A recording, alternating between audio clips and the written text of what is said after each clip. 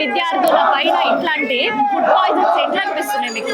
ఇవన్నీ కూడా ఈ ఫుడ్ పాయిజనింగ్స్ ఒకటి రెండు కాదు. ప్రభుత్వం ఏమంటుంది ఫుడ్ పాయిజనింగ్ అంటే వాళ్ళు చిరుతిండి తినడం వల్ల, బేకరీలో తినడం వల్ల నిన్న మత్కల్లో జరిగింది అని చెప్పేసి ఫుడ్ పాయిజనింగ్ అని అంటున్నారు కదా.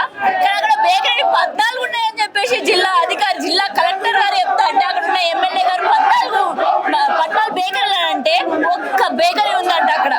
ఒక్క బేకరీలో 30 మంది తిని 60 మందికి ఫుడ్ పాయిజనింగ్ కేసులు అయినాయా? ఇది మొదటిసారి కాదు. ఆ మత్కల్ అదే పాఠశాలలో ఇది 3వసారి. వందలాది మందికి పైగా ఫుడ్ పాయిజనింగ్ అవుతుంది. నిన్న ఒక గిరిజన బిడ్డ 48 మంది ఇప్పటి వరకు చచ్చిపోయారు. దాంట్లో నిన్ననే ఒక 16 ఏళ్ల బిడ్డ శైలజ అనే అమ్మాయి మరణించడం జరిగింది. మరి ఈ మరణాలన్నీ కూడా ప్రభుత్వం చేస్తున్న హత్యలుగా గుర్తించాలి.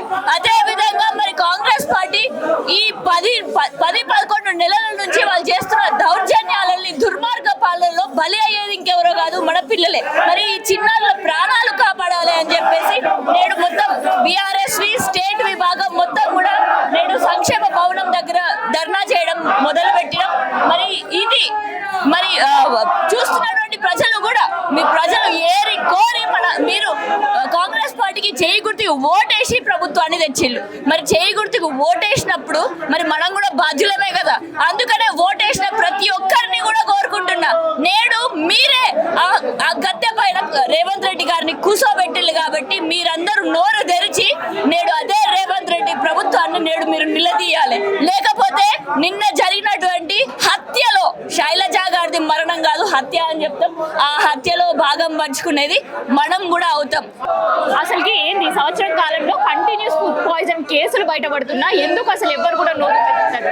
సీతక్క దీనికి సంబంధించి ఒక మాట కూడా మాట్లాడలేని పరిస్థితి. వాళ్ళు వాళ్ళ దాంట్లో బిజీగా ఉన్నారు కదా. నిన్ననేమో ఢిల్లీకి పోయిండు రేవంత్ రెడ్డి గారు.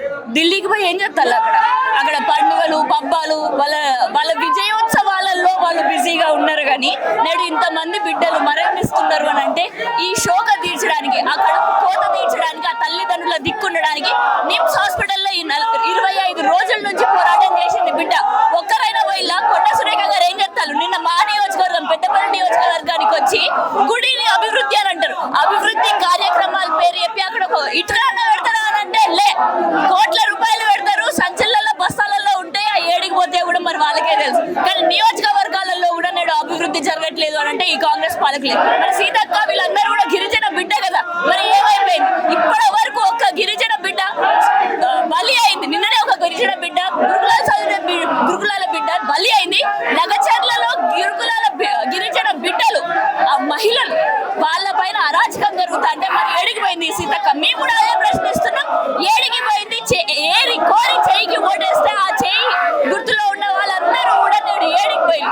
ఆ నాయకులు అదే చెయ్యి నేడు ఈరోజు భస్మాసురుడు చెయ్యి లెక్క మనకు మారింది అని చెప్పేసి తెలియజేస్తారు. నా పేరు దాసరి ఉషా, పెద్దపల్లి నియోజకవర్గం.